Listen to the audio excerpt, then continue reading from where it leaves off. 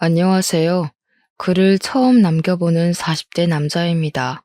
최근에 속 시원한 일을 겪으면서 저도 사연 하나 올려봐야지 생각하고 이렇게 글을 적게 되었네요. 살면서 그놈을 떠올리면 처음 몇 년은 이가 갈리고 뼈마디 하나하나가 시려왔어요. 언젠가는 내가 그놈에게 살 떨리는 원수를 갚아줄 날이 있지 않을까 하고 말이죠. 그리고 드디어 1년 전에 그 원수를 갚게 되었습니다. 그 원수 같은 놈을 처음 만난 건 제가 고등학교 2학년 때였습니다. 벌써 20년도 훌쩍 넘은 일이지만 그때 일만큼은 억울하고 서러워서인지 기억이 생생하게 나네요. 저는 부모님이 8살 되던 해 이혼을 하시고 할머니 댁에서 살고 있었습니다. 어릴 때라서 부모님이 왜 이혼을 하셨는지 기억은 잘 못하지만 아버지가 매일 술을 마시고 어머니를 때렸던 것은 기억이 나네요. 그런 날이면 온 집안의 물건들이 하늘 위를 날아다니며 깨져 있었습니다. 저는 두려워서 장롱 속으로 숨어 들어가고 한참 두 분의 고성이 오고 간 뒤에 아버지가 술에 취해 잠이 든 뒤에야 장롱 밖으로 나왔죠. 그래서 부모님이 이혼하셨을 때 잘 되었다고 생각했습니다. 오히려 조용하고 큰 소리가 오가지 않은 할머니 댁이 마음에 들기까지 했습니다. 아버지는 저를 할머니 댁에 보내놓고 매일 술로 사셨어요. 결국은 제가 12살 때 간경화로 돌아가시게 되었고, 엄마는 아빠의 이혼 후에 다른 분과 재혼하셔서 이복 동생을 낳았죠. 그런 상황이니 제가 갈 곳은 할머니 댁 말고는 없었습니다. 할머니는 저를 키우시면서 작은 분식집을 하고 계셨습니다. 마을 시장 옆에 작은 건물에서 장사를 하셨어요. 그나마 고정 수입이 있으니 저를 키울 여력이 있으셨죠. 그래서 언제나 저를 길러주고 보살펴주면서 예뻐해 주신 할머니에 대한 애정 또한 남달랐어요. 어려서 부모님과 살면서 받을 수 없던 애정을 그때 할머니에게 받으며 자랐습니다. 지금 생각해보면 할머니 덕에 엇나가지 않았던 것 같네요. 새벽에 일어나 할머니가 조용히 집을 나서시면 저도 벌떡 일어나 할머니 가게로 함께 갔습니다. 철이 들면서부터는 할머니의 일을 돕기 시작했죠. 할머니는 어린 네가 할 일이 아니라며 한사코 말리셨습니다. 저는 그렇게 할머니를 돕는 게 너무 즐겁고 또 행복했었어요. 일을 도와드리고 후딱 씻고 학교로 달려가고는 했죠. 그럴 때면 할머니께서는 제게 말하셨습니다. 현수야, 네가 공부를 잘하는 게 할머니는 제일이야. 그래야 나중에 네가 잘 되지. 네, 할머니. 학교 공부도 열심히 하고 있으니까 너무 걱정하지 마세요. 학교 수업도 열심히 듣고 공부도 우수한 성적을 받아서 할머니를 기쁘게 해드리고는 했습니다. 학교에서 상장을 가져가면 할머니는 활짝 웃으시며 말하고는 했습니다. 아이고, 우리 현수가 또 상장을 받아왔네. 귀여운 내 새끼. 현수야, 할머니는 말이야. 네가 희망이야. 이렇게 떡하니 상장을 벽에 걸어놓으면 시장 안악들이 얼마나 부러워하는지 아니? 나는 딱 그 맛으로 산다. 너를 키우는 맛으로. 잘 자라줘. 고맙다, 내 새끼. 그렇게 말하며 저를 꼭 껴안아 주셨습니다. 할머니, 저 공부 더 열심히 할게요. 그래서 할머니한테 효도할 거예요. 그래, 장하다 우리 손주. 꼭 성공해서 잘 살 거라. 할머니의 한마디가 저를 웃게 하고 저의 한마디가 할머니의 보람이 되었습니다. 그렇게 저는 할머니에게 사랑받고 학교 친구들하고도 잘 지냈습니다. 딱 여름방학을 한 달 정도 앞두고 있던 고2 여름, 그놈이 우리 반으로 전학을 오기 전까지는 말이죠. 그의 여름은 제게는 잊을 수 없는 일들로 가득했습니다. 처음 그놈이 교실로 들어설 때부터 분위기가 남달랐습니다.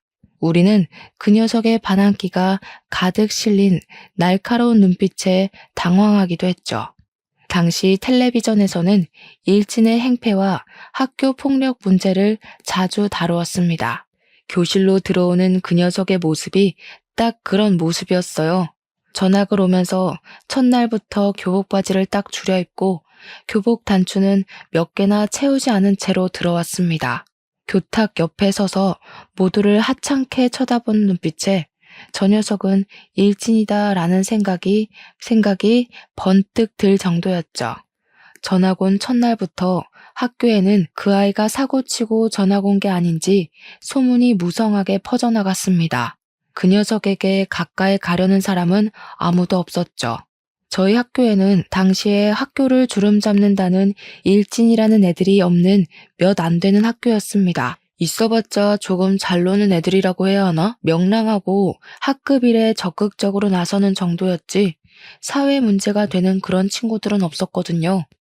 그리고 잘 노는 그 아이들에 제가 포함되어 있었죠. 친구들과 잘 놀면서 공부까지 항상 상위권이니까 친구들은 저를 보면서 신기해했습니다. 친한 친구들은 같은 중학교 출신으로 중학교 때부터 친하던 녀석들이라 저희 집 가정 환경도 잘 알고 할머니와도 잘 아는 녀석들이었죠. 학교가 끝나면 친구들과 종종 할머니의 분식집으로 가서 떡볶이도 먹고 공부도 함께 했습니다. 고등학교에 진학하니 야간 자율학습이라는 게 있더군요. 학교에 늦게까지 남아서 공부를 해야 했지만 늦게까지 홀로 장사를 하는 할머니가 걱정이 되었습니다. 학교에 말을 하고 일찍 집으로 돌아가고는 했죠. 딱 그 녀석이 오기 전까지는 그렇게 평범하게 지냈었습니다. 확실히 그 녀석이 전학을 온 뒤 밤 분위기가 낮게 가라앉았지만 친구들과 저는 신경 쓰지 않았습니다. 그 녀석과 함께 놀아주고 사고 쳐주는 친구가 없어서 그랬을까요? 그 녀석은 얌전히 교실 뒷자리에서 고개를 숙이고 잠을 잤습니다. 그리고 야간 자율학습 시간이 되면 집으로 돌아갔어요.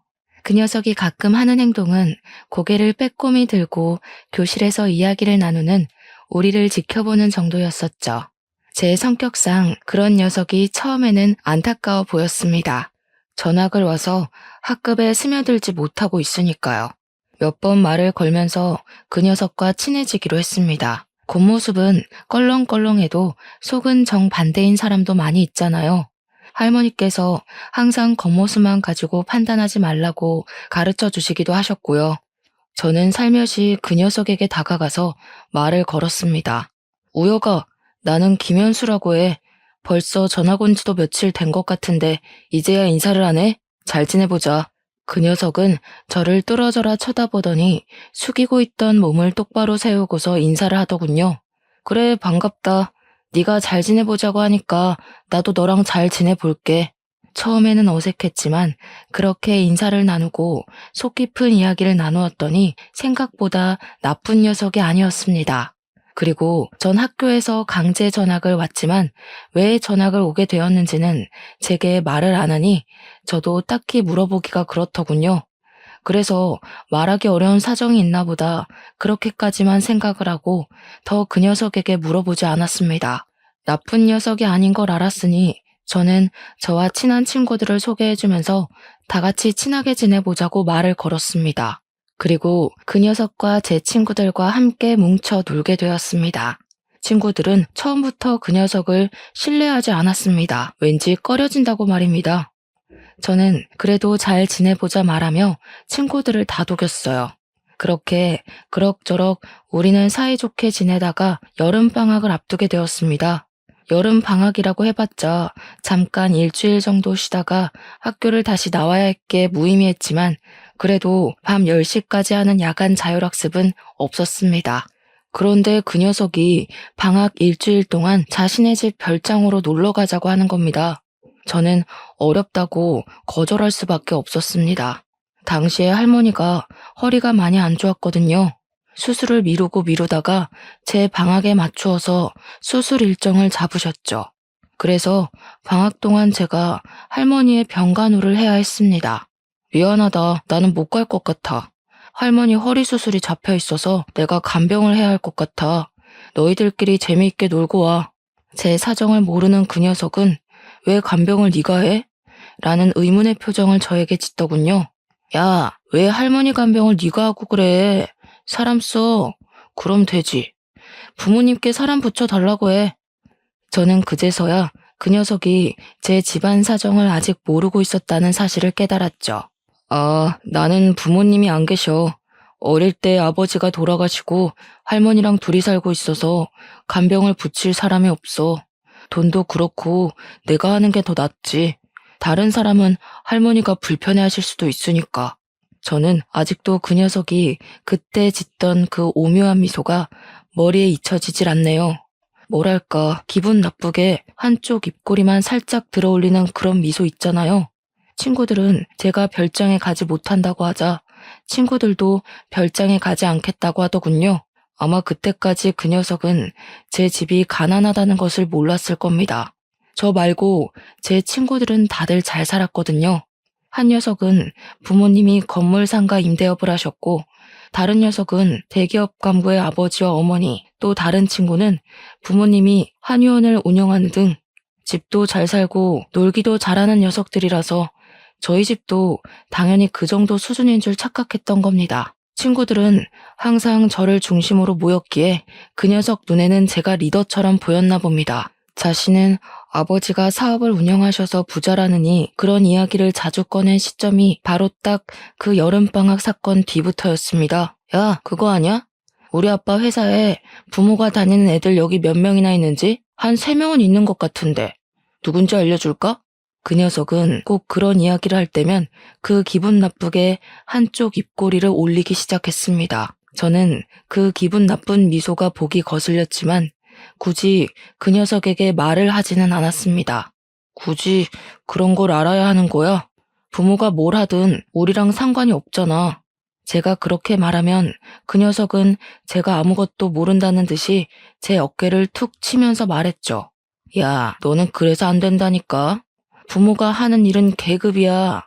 우리 아빠는 사장, 그 녀석 아빠는 우리 아빠 따까리. 그러니까 그 녀석은 내 따까리도 되는 거지. 그 녀석은 그런 말을 정말 쉽게도 내뱉는데 어이가 없었죠. 야, 그런 게 어디 있어. 거기는 엄연히 직장이고 여기는 학교인데 그렇게 연결짓는 건 무리 아니야? 그러니까 네가 그 꼬락서니로 사는 거야. 야, 학교는 졸업하면 끝이잖아. 사회에 나가면 결국 돈이 최고야. 권력이라고. 제 친구들은 그 녀석이 그런 말을 할 때면 그 녀석에게 한 소리씩 하기 시작했습니다. 야, 최우혁, 너는 사람한테 그렇게 말하는 거 아니라고 안 배웠냐? 우혁이 너 현수한테 그런 식으로 말하는 거 기분 나빠. 다시는 그런 식으로 말하지 마. 그리고 다른 애들한테도 그런 식 발언은 듣기 거북하다. 친구들이 정색을 해도 그 녀석은 자신의 집에 돈이 많다는 자랑을 하는 건 도를 넘기 시작했죠. 처음에는 녀석 입장에서 그렇게 보일 수도 있다고 생각했습니다. 저와 너무 다른 환경에서 살았고 주위의 친구들이 그런 녀석밖에 없었으면 잘못된 생각을 바로잡을 기회가 없었을 거니까요. 그리고 그렇게 툭 한마디 하면 그 다음부터는 잠시 잠잠해지고는 했습니다. 그러다가 친구들이 그 녀석과 손절하게 된 일이 생겼습니다. 저는 그날도 친구들과 이야기를 하면서 놀고 있었습니다. 평소와 다름이 없었죠. 급식을 먹고 돌아오는 길에 친구들과 몸장난을 치면서 놀았습니다. 친구와 장난을 치다가 실수로 제 손이 그 녀석의 턱을 치게 된 겁니다. 그런데 갑자기 그 녀석이 대뜸 제 멱살을 잡으면서 주먹을 들어 올리는 겁니다. 어디서 거지 같은 게 나를 치려고 해. 네가 잘해주니까 진짜 친구로 보여? 친구들은 그 녀석의 팔을 붙잡고 말렸죠. 이게 진짜 적당히 안 하냐? 내가 전에 현수한테 그런 말 하지 말라고 했지. 와, 진짜 할 말이 있고 못할 말이 있는 거야. 그런 식으로 입으로 내뱉으면 다 말인 줄 알아? 친구들 눈치를 봐서 그런지 그 녀석은 제 멱살을 잡은 손을 놓더라고요. 그런 일이 늘어나고 그 녀석이 그룹에 끼어든 이후로는 저희는 모여서 공부를 하는 것도 줄어들게 되었습니다. 성적이 한꺼번에 떨어지니 친구들은 점점 그 녀석하고 따로 뭉치기 시작을 하더군요. 야, 그냥 예전처럼 우리끼리 모이자. 우혁이가 끼고 나서는 분위기도 너무 험악해지고 애가 현수 무시하는 것도 보기 싫다. 나도 그래. 전에는 같이 모이면 공부도 하고 했는데 우혁이가 끼고 나서는 매일 놀기 시작하니까 성적이 팍 떨어졌어. 부모님께 한 소리 들었다. 그냥 전처럼 모여서 공부하면서 그렇게 지내자. 그래도 어떻게 대놓고 그렇게 무자르듯 자를 수 있겠습니까? 잘못된 것을 알려주면 그 녀석도 달라지지 않을까 했습니다. 야, 그래도 우리가 안 놀아주면 저 녀석 예전처럼 혼자 지내는 건데, 그렇게 되면 우리가 우혁이 따시키는 거랑 뭐가 달라? 친구가 되었으니까 잘 말해보자. 아직 뭐가 잘못된 일인지 몰라서 그럴 수도 있잖아.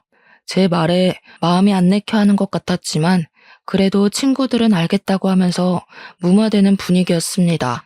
저는 여전히 집안 사정으로 야간 자율학습을 빼먹고 있었으니 제가 집으로 간 뒤 사정은 더욱 모르고 있었습니다. 그 사이에 친구들은 점점 그 녀석과 따로 놀기 시작했나 봅니다. 제가 있을 때는 잘 지내다가도 제가 먼저 집에 가면 말도 안 걸었나 봐요. 그 녀석은 자신이 따돌림을 당한다고 생각하고 약이 바짝 오르기 시작했죠. 그리고 그 화살은 가장 만만한 저에게 돌아왔습니다. 재미있는 이야기를 하다가도 저에게 괜히 시비 거는 말을 하면서 사람을 비꼬는 겁니다. 이번 주말에 시간이 날 것 같은데 오랜만에 뭉쳐서 영화나 보러 갈래? 재미있는 거 개봉했나? 야, 집이 가난해도 영화는 볼 돈은 있냐? 그것도 모아서 밥 사 먹을 돈이라도 만들어야 하는 거 아니야? 에이, 없이 살아도 그 정도는 아니야. 너처럼 넉넉하지 않다는 거지.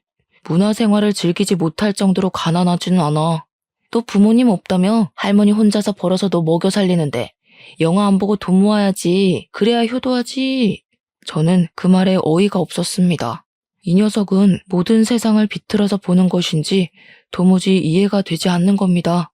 우여가 걱정은 고마운데 그런 말이 남한테 상처가 될 수 있다고 생각 안 하냐? 나 지금 네 말 되게 기분 나빠. 다음부터는 조심해 주었으면 좋겠다. 네가 기분 나쁘면 내가 다 들어줘야 하는 거냐? 가난이 죄인 거야, 병신아. 그러니까 누가 부모도 없이 할머니랑 같이 살래? 가난하게 태어난 건 전생에 죄를 지어서 그런 거야.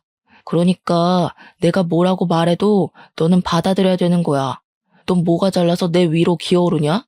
너 진짜 자꾸 그딴 식으로 말할래? 다른 사람 기분은 생각하지 않고 말하는 거 진짜 안 좋은 습관이야.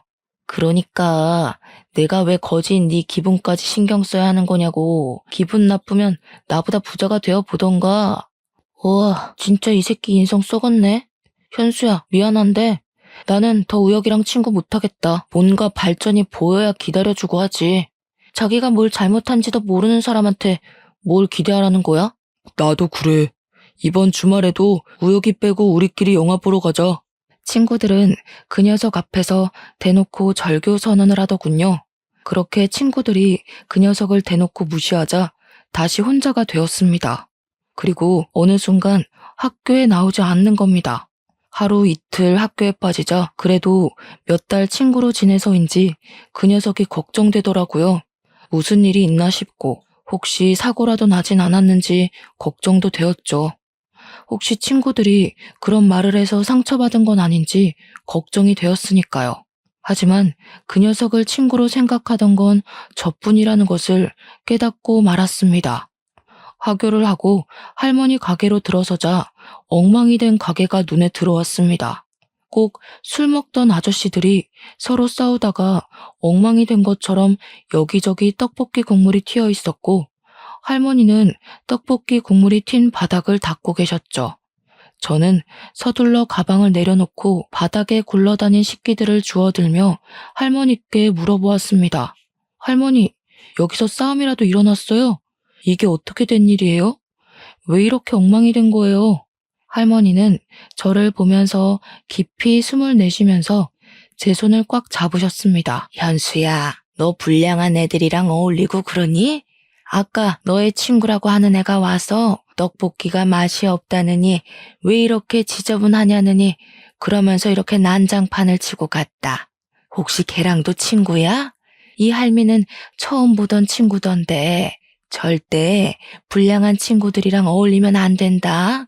못된 놈이 친구들을 서너 명 데리고 와서는 이렇게 난장을 치는데 지갑에서 10,000원짜리 몇 장을 두고는 이거면 됐죠 하면서 가는 게 아니니?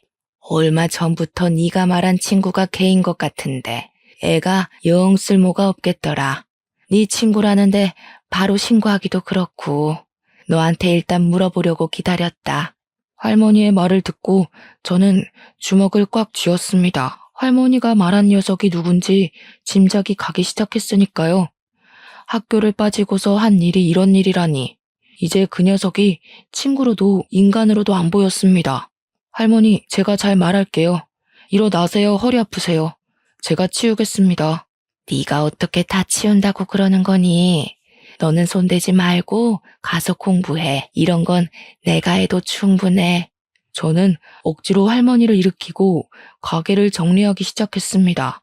그리고 내일 학교에 가면 그 녀석의 집 주소를 알아보고 찾아가 봐야겠다고 생각했죠. 이렇게 가만히 있자니 분해서 피가 끓어오르는 겁니다.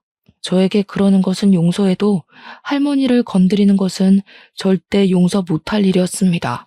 다음날 학교에 가니 그럴 필요 없이 그 녀석이 학교에 나와 있더라고요. 저는 그 녀석을 보자마자 바로 날려가 날라차기로 녀석의 얼굴을 날려버렸습니다. 갑작스럽게 저에게 맞은 녀석은 두 눈을 동그랗게 뜨고 저를 바라보았습니다. 야, 네가 우리 할머니 분식집 엉망으로 만들었냐? 불만 있으면 나한테 해야지. 왜 엄한 사람한테 화풀이라는 거야? 녀석은 비틀거리면서 일어나서 저에게 달려드는 겁니다. 저는 다시 주먹으로 그 녀석의 얼굴을 때렸습니다. 아씨, 너 싸움 배웠냐? 좀 치네. 싸움? 그건 너 같은 양아치 같은 새끼나 하는 거고 나는 스포츠를 배웠다. 너는 좀 예의범절 좀 배워와라. 시비 좀 그만 걸고. 녀석은 달려들어 저를 엎어뜨렸지만 저는 다시 그 녀석의 위로 올라타서 그 녀석을 때렸죠.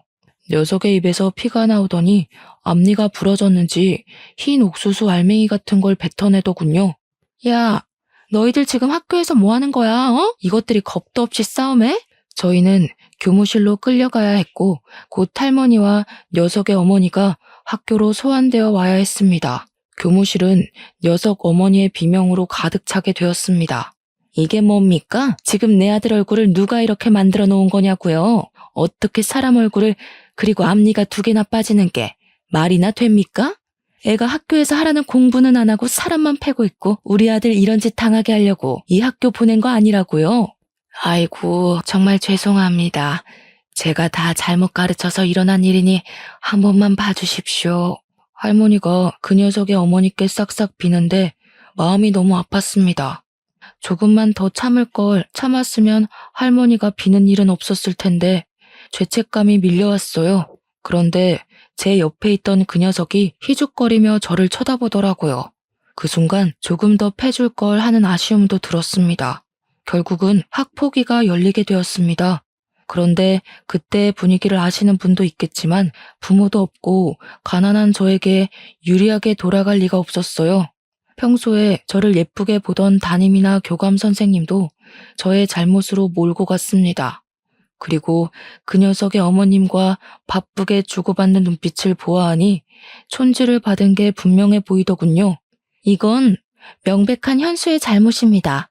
어디서 신성한 학교에서 싸움을 벌입니까? 저는 항상 아이들에게 이곳은 학문을 성취하는 곳이라고 가르쳐 왔습니다. 이렇게 문제를 일으키는 학생을 계속 제 반에 그리고 학교에 두면 안 된다고 생각합니다. 그럼요, 김 선생. 참 옳은 말 잘하셨습니다. 한번 사고치고 문제를 일으키는 애들은 또 그럽니다. 어릴 때 싹을 잘라버려야죠. 저는 돈에 못 이겨 교육자가 지녀야 할 자존심을 버린 두 분을 보고 더는 이 학교에 다니기가 싫었습니다. 아이고, 선생님, 아직 어린애들이 뭘 알겠습니까? 아직 치기 어린 혈기에 사고 친 걸 너그럽게 용서해 주시면 안 되겠습니까? 제가 이렇게 빌겠습니다. 할머니는 자리에서 일어나서 선생님과 그 녀석의 어머니 앞에서 무릎을 꿇고 빌었습니다. 저는 그 모습에 눈이 돌아버리고 말았어요. 할머니, 저 사람들한테 왜 빌어요? 그럴 가치도 없는 사람들인데. 당장 일어나요. 저는 소리를 꽥 지르고 할머니를 붙잡아 일으켜 세웠습니다. 저는 학생으로서 두 분을 정말 존경했습니다. 하지만 지금 그 존경심이 땅으로 떨어졌네요. 돈이 뭐라고. 한 번도 제가 왜 저 녀석을 때리게 되었는지 물어보셨나요? 물론 제가 친구를 그것도 학교에서 때린 건 100번 양보해서 잘못했다고 생각합니다. 하지만 지금 제게 보여주신 모습을 보니 제가 스승님을 잘못 골랐네요. 자퇴하겠습니다. 이런 사람들한테서 배울 게 없다고 생각해서요. 퇴학을 당한 게 아니라 저는 스스로 자퇴한 겁니다. 그렇게 말하고 저는 할머니의 손을 꽉 잡았고 학교를 나왔습니다. 할머니는 집으로 돌아가는 내내 눈물을 흘리셨어요. 가서 빌어라, 현수야. 이렇게 학교를 그만두면 어쩌자는 거니? 네 미래는 생각 안 할 거야? 앞으로 어떻게 하려고 그러는 거야? 할머니는 제가 저렇게 양심 없는 사람들 밑에서 공부를 배울 수 있을 거라고 생각하세요? 걱정 마세요. 검정고시 볼 거예요. 아이고, 그래도 이렇게 가는 건 아니다. 사람은 사람 속에 살아야지. 학생은 학생에게 맞는 곳이 있는 법이야. 저도 사람 속에 살려고 하는 겁니다. 사람다운 사람들 속에서 살고 싶어요. 저는 그날 이후로 할머니의 가게를 도와드리면서 틈틈이 검정고시 시험을 준비하게 되었죠. 그러는 사이에도 그 녀석은 자신의 예전 친구들을 이끌고 가게로 다시 찾아와 할머니를 향해 깽판을 치는 겁니다. 저는 그 녀석의 멱살을 잡았습니다. 야, 여기가 어디라고 네가 찾아와. 눈에 보이는 게 없어? 다른 이도 빠지게 만들어줄까? 해볼래? 왜? 이제 나 때리고 감방에 가려고? 엄마가 그때 경찰에 신고한다는 거 내가 그래도 몇 달의 정을 생각해서 그러지 말라고 한 거야. 알기나 하냐? 야, 담임이랑 교감 봤지? 너 평소에 이뻐하더니 우리 엄마가 몇 푼 찔러주니까 바로 너 버리더라? 현수야, 이게 계급이고 이게 현실이야. 네가 아무리 발버둥 쳐도 못 올라오는 곳에 내가 사는 거라고. 그러네. 어쩐지 구린내가 나는 게 사람이 아닌데 사람 대접해줬었네. 다시는 오지 말고 꺼져. 저는 그 녀석을 밀쳐냈습니다. 그런데 그 녀석이 희죽거리며 웃기 시작하는 겁니다.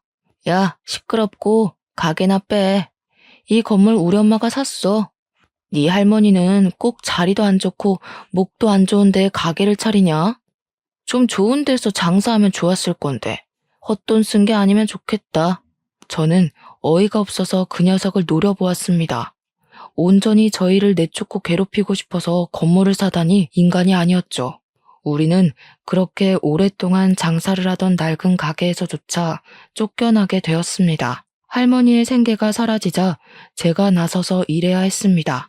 고등학교 자퇴와 미성년자라는 이유로 마땅한 일자리를 찾지 못했습니다.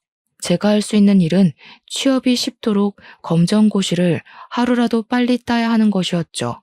매일 밤 열심히 공부한 저는 검정고시에 합격하게 되었습니다. 시험 합격 통지서를 보고 할머니는 그제야 완전히 안심하시더군요. 검정고시에 합격하니 겨우 공장에 취직할 수 있었습니다.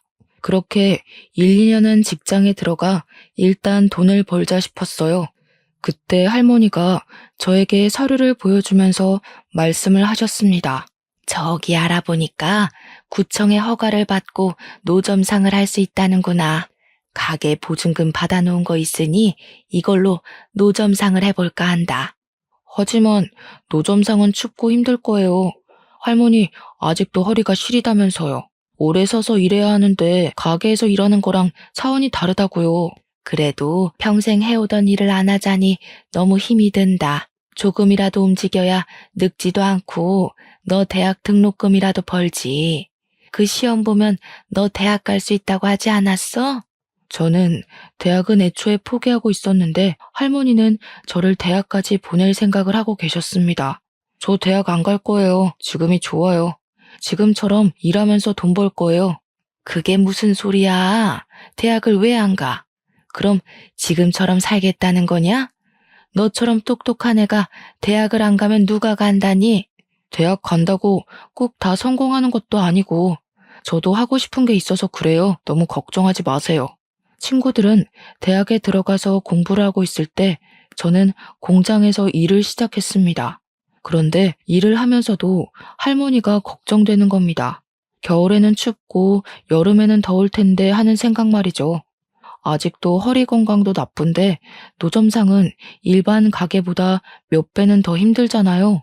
상하수도가 없는 노점상은 물을 사용하려면 멀리 나가서 길러와야 했기에 허리가 안 좋으신 할머니가 걱정이 되었습니다. 회사를 그만두고 할머니를 도와 장사를 하고 싶다고 말했어요. 할머니는 제가 장사를 하겠다니까 또 노발대발하셨습니다. 회사를 그만두었다니 그게 무슨 말이야? 왜? 거기서 너한테 뭐라고 하더냐? 학교 그만두었다고? 그래서 그러는 거야? 할머니는 또 제 걱정부터 하셨죠. 아니요, 그게 아니고 제가 장사를 배워보고 싶어서요. 할머니한테 장사 기술이나 배워서 사장이나 되어볼까요? 싱거운 소리 하지 마라. 장사가 아무나 한다니? 얼마나 고생스러운 일인데 이걸 한다고 해. 차라리 다른 직장 알아봐. 이번에 대학이나 가던지. 장사가 얼마나 힘들고 고된데 너까지 일을 한다고 하니? 할머니는 평생을 하셨잖아요. 아마 저도 할머니 닮아서 타고났을 수도 있잖아요. 정 그렇게 걱정되시면 딱 몇 년만 해보고 안 되면 깨끗이 접고 대학 갈게요. 어때요? 허락해 주실 거죠? 할머니는 제 고집에 못 이겨서 결국 허락하셨습니다. 그렇게 저는 할머니의 노점상에서 같이 떡볶이와 분식을 팔게 되었습니다. 처음 몇 달은 정말 고생을 많이 한 것 같아요. 생각보다 장사가 안 되고 할머니를 도와서 일하기는 했지만 노점상이라서 단골이 생기는 게 꽤 어렵더라고요. 그리고 굳은 날에는 아예 장사를 못할 때도 있으니 가게를 가지고 장사를 하는 것과 노점상은 정말 하늘과 땅만큼의 차이가 나는 것 같았죠. 그렇게 몇 달을 고생하니 저희에게도 꾸준히 찾아오는 단골이 늘기는 했습니다. 할머니가 떡볶이를 오래 만들기도 하셨지만 재료를 허투루 쓰시지 않으셨거든요. 그때만 해도 할머니는 고추장을 직접 만들어 쓰셨어요. 장맛이 바뀌면 맛도 바뀐다고 항상 고추장을 만드시면서 장사를 하셨죠. 그래서 저희만의 고유의 맛이 있었습니다. 그 맛을 잊지 못하고 찾아오는 손님이나 그리고 예전 가게를 할 때 손님들도 노점상으로 찾아오셨습니다. 점점 단골 손님이 많아지니 몇 년 만에 가게를 오픈할 정도로 여유가 생겼어요. 번듯한 가게를 오픈하고 보니 마음도 뿌듯하고 할머니 또한 저에게 공부하라는 말은 하지 않으셨죠. 그렇게 가게 오픈하고 몇 년을 바쁘게 장사를 할 때였습니다. 깔끔하게 정장을 갖춰 입은 분이 가게 안으로 들어오더니 떡볶이를 시키시는 겁니다. 저렇게 정장 입은 분들도 떡볶이를 좋아하시는구나 하고 반쯤은 신기하게 쳐다보았죠. 그분은 떡볶이를 다 드시고 저에게 다가오셨습니다. 사장님, 소문대로 떡볶이가 너무 맛있네요. 특별한 비법이라도 있으시나요? 특별한 비법이요? 비밀이라고 하면 고추장을 저희가 직접 담근다는 걸까요? 그것 말고는 특별한 레시피는 없습니다. 역시 그래서 이렇게 깊은 맛이 나는군요. 혹시 저희와 계약하고 프랜차이즈를 내볼 생각이 있으십니까? 그 말을 듣고 우리 집 떡볶이가 다른 떡볶이들보다 경쟁력이 있다는 것을 알게 되었습니다. 신사분에게는 고민을 좀 해보겠다고 말을 했어요. 제 스스로 프랜차이즈를 차려보고 싶은 욕심이 생겼거든요. 장사가 끝난 오후에 본격적으로 프랜차이즈에 관해 공부를 하게 되었습니다. 프랜차이즈는 고유한 맛을 어떻게 일관되게 유지하면서 여러 점포를 유지하는지가 가장 중요하더군요. 그러면서 유통과 공장형 재료를 만들 것 등등 생각보다 복잡한 작업이었습니다. 저는 국가 사업으로 청년 지원을 받아서 공장을 세우고 할머니의 장맛을 유지하면서 고추장을 대량 생산하는 연구를 하기 시작했습니다. 제가 거기에 매달리는 동안은 할머니께서 사람을 써서 가게를 운영하셨죠. 그렇게 2년 정도를 공들인 결과 할머니 장맛을 유지한 떡볶이 소스를 개발하게 되었습니다. 떡볶이 소스를 만들고 프랜차이즈 사업을 시작하게 되었죠. 그렇게 사업을 시작하니 특색 있는 소스 덕분에 프랜차이즈를 하고 싶다고 많은 분들이 찾아왔습니다. 다들 자리를 잡아가고 사업이 안정을 찾아가니 점점 자신감을 가지게 되었습니다. 다른 사업에도 발을 넓히게 되었어요. 요식업 중심의 프랜차이즈를 개발하는 업체로 키워나가고 싶었죠. 좋은 아이템을 발견하면 그것을 다시 연구하고 개발하면서 새로운 프랜차이즈 사업체로 오픈하는 겁니다. 떡볶이 사업의 뒤를 이어 핫도그 사업까지 대박을 치게 되면서 전문 프랜차이즈 기업으로 발전하게 되었습니다. 그리고 바로 1년 전에 저는 새로운 프랜차이즈점을 오픈하면서 그놈을 다시 만나게 되었습니다. 수십 명의 사람을 모아놓고 프랜차이즈 사업주를 모집하는 설명회를 열게 되었죠. 한참 설명하고 있는데 익숙한 얼굴이 보이는 겁니다. 저를 보고 그 녀석도 놀랬는지 제가 쳐다보니까 고개를 쓱 돌리면서 제 얼굴을 회피하더라고요. 저는 설명회가 끝나고 일부러 그 녀석에게 다가갔습니다. 저를 본 그 녀석의 얼굴이 점점 굳어가면서 당황하는 기색이 역력해 보였죠. 저는 손을 내밀면서 악수를 권했습니다. 잘 살았어? 어떻게 이렇게 만나지? 나는 너를 다시 만날 줄은 생각하지도 못하고 있었는데. 참, 운명이라는 게 짓궂기도 하네. 앞니는 잘 심어놨네? 아, 앞니 임플란트 했지. 나는 뭐 잘 살았어. 너도 좋아 보이네. 이런 큰 사업을 하고 잘 사니까 보기 좋다. 저는 그 녀석의 말에 정말 웃음만 나오는 겁니다. 말은 그렇게 해도 똥 씹은 표정을 하고 있었으니까요. 그런데 정말 나는 여기서 너를 볼지 몰랐어. 너희 아버지가 큰 사업을 하고 계시다고 했잖아? 우리 반에도 너희 아버지 회사에 다니는 애들이 많다고 하지 않았나?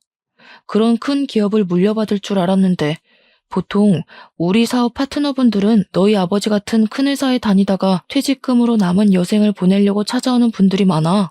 아니면 젊어서 요식업 사업에 큰 꿈을 가지고 있는 분들도 있고. 그런데 너는 둘 다 아닐 것 같은데? 저는 그 녀석의 사정을 한눈에 알아보았지만 일부러 말끝을 흐렸습니다. 사람 일이 그렇게 쉽게 풀리면 좋지. 고등학교 졸업하고 아버지가 밀려 들어오는 어음을 갚지 못하고 회사가 부도가 나버렸어. 그래서 집안이 빚더미 안게 되고 대학도 졸업 못하고 나도 바로 일을 시작했어. 그리고 내가 얼마나 어리석었는지 알게 되었어. 그동안 너무 미안해. 이렇게 말한다고 용서가 안 된다는 건 알고 있지만 그때는 너무 어렸잖아. 뭐 어린애처럼 무릎 꿇고 빌길 원하는 건 아니지? 18살이면 알 것 다 아는 나이지 않아? 주민등록증도 나오는 나이인데 어떻게 어리다고만 하겠어. 그때 나는 분명 너한테 그건 나쁜 짓이라고 충고도 여러 번 주었던 것 같은데 넌 내 말이나 친구들 말은 듣는 척도 하지 않았잖아. 근데 너의 그 질 나쁜 친구들이랑은 잘 지내는 거야? 우리 친구들은 잘 지내고 있는데 그 녀석은 갑자기 허리를 굽히면서 저에게 미안하다고 하는 겁니다. 현수야, 정말 미안해. 제발 옛날 일은 잊어주라. 벌써 20년도 넘은 이야기잖아. 옛날 이야기 꺼내서 너한테 좋을 거 하나도 없을 거 아니야. 나한테 안 좋을 건 뭔데? 아, 고등학교 때 자퇴한 거? 내 잘못도 아닌데 자퇴한 게 잘못인가? 내가 누구 때문에 그렇게 되었는지 너는 알잖아. 그러지 말고 일어나. 네가 자꾸 그러면 다른 사람이 나를 이상하게 보잖아. 나는 너처럼 네 가난을 가지고 모욕하지도 너의 노모를 괴롭히지도 않았는데 이건 너무 불공평하잖아. 제 말에도 허리를 계속 굽히고 있더라고요. 너 정말 너무한 거 아니냐? 내가 이렇게 부탁하잖아. 그때 일쯤은 그냥 묻고 지나갈 수 있는데 뭐가 어렵다고 하는 거야? 나는 그때 일 용서 못하겠다고 말하는데 네가 우기니까 그러는 거지. 그리고 내가 어떻게 성공했는지 알려줄까? 사업 파트너 선정할 때 돈이 있고 없고가 아니라 책임감과 인성을 중요하게 여겨서 성공한 거야. 그래서 내 사업에는 적은 자금으로도 창업할 수 있는 거고 나와의 신뢰를 가장 중요하게 여기니까 사업주분들은 신뢰를 유지하기 위해서 열심히 사업을 번창하고 키워나가는 거지. 그런데 난 너를 신뢰하지 못하겠다. 미안하다. 너와 함께 사업을 할 생각은 없네. 제가 그렇게 말하니까 갑자기 흥분한 녀석이 저에게 달려드는 겁니다. 그러면서 제 멱살을 잡고 화를 버럭 내더라고요. 원래는 아무것도 가진 게 없던 놈이 양복 입고 몇 번 운 좋게 성공하니까 눈에 보이는 게 없지? 응. 그런다고 네가 다 가진 것 같아? 세상 다 산 것 같아? 부모도 없고 엄마가 버리고 간 놈이 뭐가 잘났다고 내 앞에서 그딴 식으로 말하는 거야? 그러니까 말이야. 아무것도 없던 네가 왜 나한테 이러는지 모르겠어. 넌 네 손에 쥔 것들이 다 네 것이라고 착각했나 보네. 넌 처음부터 아무것도 한 게 없는데 말이야. 다 너희 아버지가 이룬 거 아니야? 그런데 왜 이렇게 당당하게 구는 거야? 결국 하나도 없이 다 이뤘잖아. 그래서 고소하냐? 내가 네 앞에서 빌빌 키니까 아주 기분이 좋아? 미안한데 나를 너와 같은 취급은 하지 말아주었으면 좋겠다. 기분이 좋은 게 아니라 반가운 거지. 네가 망하고 내게 와서. 오늘은 예정을 생각해서 그냥 넘어가 줄게. 보안팀, 여기 내 친구분 좀 밖으로 모셔다 드려. 녀석은 나가면서까지 화를 버럭내며 보안팀에 화풀이를 하고는 자기 발로 나가버렸습니다. 그 뒤로 아는 사업체 사장들과 이야기를 나누게 되었습니다. 이미 저와 악연이 입을 타고 이곳저곳 흘러들어갔는지 여러 곳을 기웃대었지만 그 녀석의 인성을 아는 타 프랜차이즈 업체들은 다 거절을 했다고 하네요. 자업자득이었겠죠. 그리고 들리는 말에는 홀로 가게를 오픈하게 되었지만 사업 기술도 장사 머리도 없었던 녀석은 1년도 안 되어 폐업을 신청했다고 합니다. 이 세상은 공짜라는 게 없는 세상인데 말이죠. 그 녀석의 아버지 사업이 망하지 않고 예정대로 사업을 물려받았다고 해도 그 사업이 예전처럼 잘 되었을까요? 저는 아니라고 생각합니다. 결국 이 세계도 피비린내 나는 전쟁터이고 언제나 새로운 걸 받아들이고 노력하지 않으면 도태되어 버리는 곳이니까요. 사람의 인생이라는 게 살면 살수록 모를 일인 것 같아요. 바쁘게 사느라 그 녀석의 존재조차도 거의 잊고 지냈는데 우연한 계기로 복수까지 하게 될지 꿈에도 몰랐으니까요. 그 녀석의 실패는 아버지의 능력이 자신의 능력인 듯 달고 있는 날개가 쉽게 녹아내리는 밀랍이라는 것이겠죠. 밀랍 날개를 달고 신인 것처럼 하늘 높이 날아오르려고 했던 이카로스는 결국 밀랍 날개로 나락으로 떨어졌으니까요. 저는 지금의 그 녀석을 보면 딱 이카로스의 날개가 떠오릅니다. 스스로 날개를 더 단단하고 훌륭한 것으로 만들려고 노력하고 달았다면 그 녀석이 지금처럼 바닥까지 떨어져 내리지 않았을 거라고 생각을 하거든요. 충분히 단단한 날개로 만들 수 있는 남보다 더 좋은 환경이 있었으니까요. 저의 사연은 여기까지입니다. 제가 사연을 쓴 것은 그 녀석보다 제가 잘났다고 쓴 글은 아니었습니다. 저도 그와 똑같은 인간이었고 미숙한 건 매한가지라고 생각을 하니까요. 하지만 자신의 능력을 스스로 들여다보지 않고 상대방을 깔보고 무시하면 안 된다고 생각을 하며 살아왔습니다. 그리고 저는 나의 그 생각이 옳다는 것을 다시금 깨닫게 되었습니다. 누군가 저 자신을 무시하고 깔아뭉개도 본인 스스로의 능력을 믿고 일어선다면 누구에게도 지지 않을 거라고 생각합니다. 다시 더 단단하고 멀리 날 수 있는 날개를 달아서 하늘 높이 날아오를 테니까요.